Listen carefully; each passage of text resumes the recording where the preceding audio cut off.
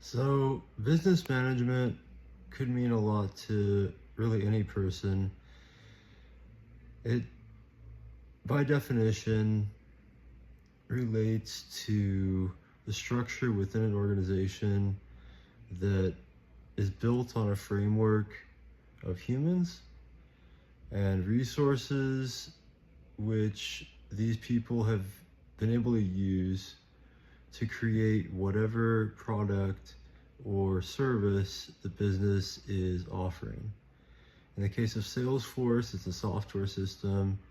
They have built a SaaS, software as a service network, which allows the end user to access their CRM, which is populated with information that's unique to the organization which is of use of this software. And that obviously is very specific to the sector of software, whereas hardware technology, it's manufacturer. It's a manufacturer, it's manufacturing. And there are people who have had greater information about what does pertain to that, and they are influencing that of the development as well as the direction in which the flow, the running, and the pace of such a business would be actively functioning. A sizable and nice example that's local here is Intel. They have a number of fabs here in the state as well as in Vietnam, where they make their chipsets, and their network is localizing to those who buy these, and the processors are used frequently in home use, business use, and they're coming into its whole for those who will make use of their stability as well as the need to progress in the case of the life cycle finality and completion of that product. And those are really easy. Technology and software are really easy to see because we use these products all the time. Whereas something like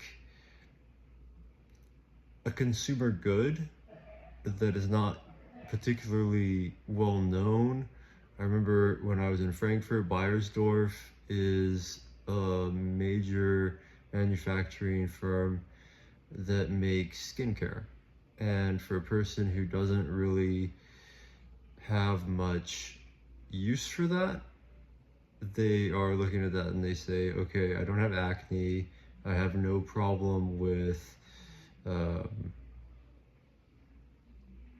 I don't wear anything. I don't have any routine for my skin. So what possibly do I have that is relating to this? But it does come to the same process of factory and source chains, as well as the hierarchy within these locations as a vertical, as they have those making,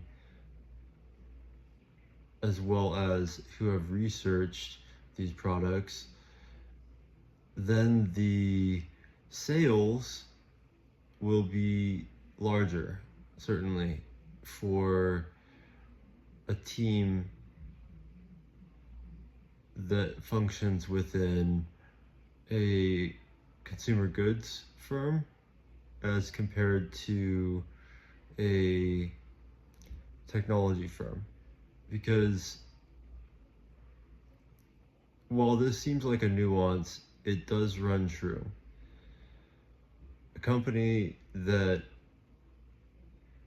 has made something that has a life cycle, they just need to ensure that the product is better and better each time. Whereas a skin cream, it's going to be the same. So that's one way to see it. An easy choice will be real estate as a fourth sector, and that's because there has to be a place that we function as humanity within these structures that we've built. And the real estate firms that we're aware of oftentimes are for businesses. They're commercial real estate. If you look at CBRE or Tishman, they've got a lot of these towers that are in cities, and we see their plaques that say LEED on them all the time. Those are what are at the front of our attention when we're looking to what a real estate business is.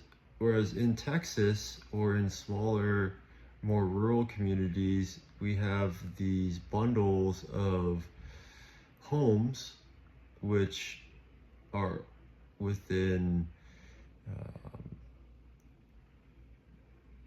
planned communities where they're rolling out developments of tract homes, and they are selling them wholesale via real estate agents.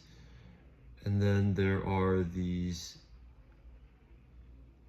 popular funding mechanisms known as REITs, which do similarly, but they aren't necessarily all from the same plan, and they are collecting from here and there and all throughout a region.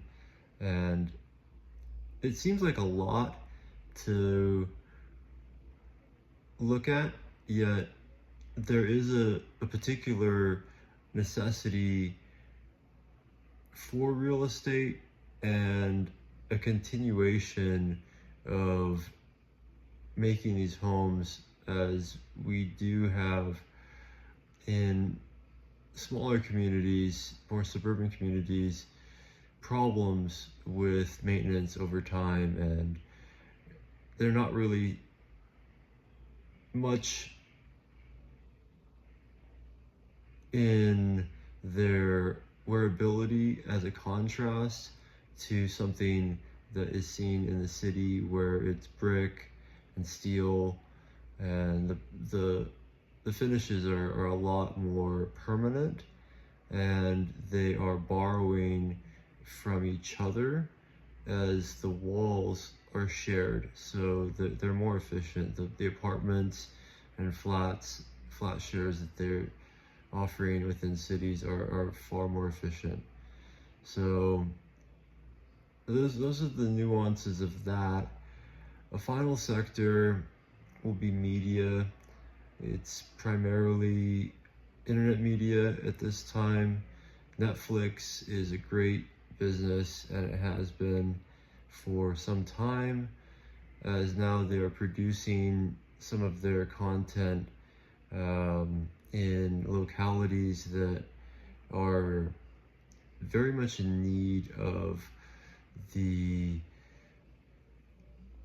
prolonged impetus to drive growth. These are nations like the Mint Nations, the Next 10. I can't remember all of the